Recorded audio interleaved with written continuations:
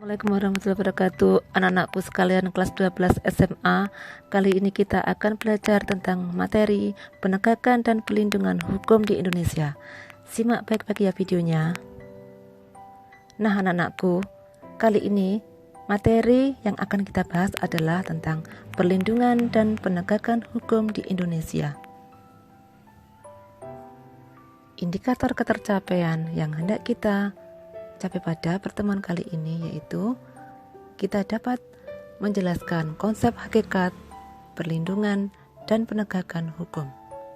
Yang kedua, dapat menjelaskan peran penegak hukum dalam menjamin keadilan dan kedamaian. Yang ketiga, mengevaluasi dinamika pelanggaran hukum. Yang keempat, mengidentifikasi bentuk partisipasi masyarakat dalam perlindungan dan penegakan hukum. Hakikat perlindungan dan penegakan hukum.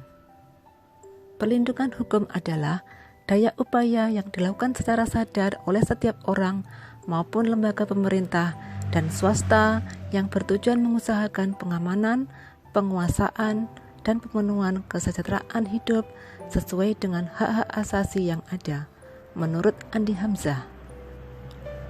Pentingnya perlindungan hukum yaitu tegaknya supremasi hukum. Yang kedua, tegaknya keadilan. Yang ketiga, mewujudkan perdamaian dalam kehidupan masyarakat. Bagaimanakah dinamika pelanggaran hukum di Indonesia? Anak-anakku sekalian, pelanggaran hukum di Indonesia sering sekali terjadi, baik di lingkungan keluarga, sekolah, masyarakat, maupun lingkungan negara. Ini adalah contoh dari pelanggaran hukum yang dilakukan oleh pelajar. Bagaimanakah menurut kalian? Pelanggaran hukum adalah tindakan seseorang yang tidak sesuai atau bertentangan dengan aturan-aturan yang berlaku. Dengan kata lain, pelanggaran hukum merupakan pengingkaran terhadap kewajiban-kewajiban yang telah ditetapkan oleh peraturan atau hukum yang berlaku. Pelanggaran hukum dapat terjadi di mana saja, baik di lingkungan keluarga, sekolah, masyarakat, maupun negara. Bagaimanakah partisipasi masyarakat dalam perlindungan dan penegakan hukum? Yaitu dapat diwujudkan dengan menampilkan perilaku yang mencerminkan ketaatan atau kepatuhan terhadap hukum. Tingkat kepatuhan hukum yang diperlihatkan oleh warga negara secara langsung menunjukkan tingkat kesadaran hukum yang dimiliki. Contoh perilaku patuh terhadap hukum. Di lingkungan keluarga, contohnya adalah mematuhi perintah orang tua, menghormati anggota keluarga, ibadah tepat waktu. Di lingkungan sekolah, menghormati kepala sekolah, guru, dan warga sekolah, dan tidak mencontek ketika ulangan.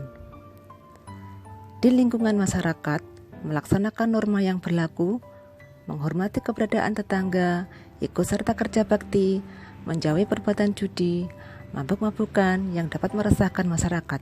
Sedangkan di lingkungan negara, tertib berlalu lintas, memiliki KTP dan SIM, mengikuti pemilu, dan membayar pajak. Kesimpulan dari materi atau pembelajaran pada kali ini, kesimpulan yang kita dapatkan adalah untuk melindungi dan menegakkan hukum bukan saja tugas dari penegak hukum, tetapi juga adanya partisipasi dari seluruh masyarakat. Sebagai warga negara yang baik, kita harus memiliki kesadaran hukum dan mematuhi setiap hukum yang berlaku agar tercipta kedamaian dan ketertiban dalam masyarakat. Bagaimanakah anak-anakku? Apakah kalian sudah memiliki kesadaran hukum? Marilah kita mencoba untuk ikut berpartisipasi dalam menegakkan hukum dengan cara mematuhi peraturan di sekolah maupun di lingkungan keluarga dan masyarakat. Nah, untuk tugas mandiri kalian di rumah, kalian dapat mengerjakan tugas sebagai berikut.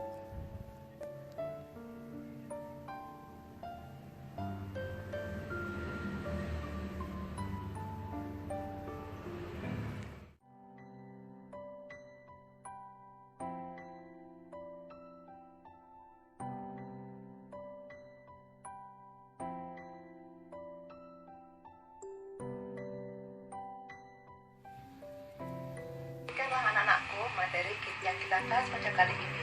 Semoga bermanfaat dan semangat belajar. Sampai berjumpa lagi pada pertemuan selanjutnya. Wassalamualaikum warahmatullahi wabarakatuh.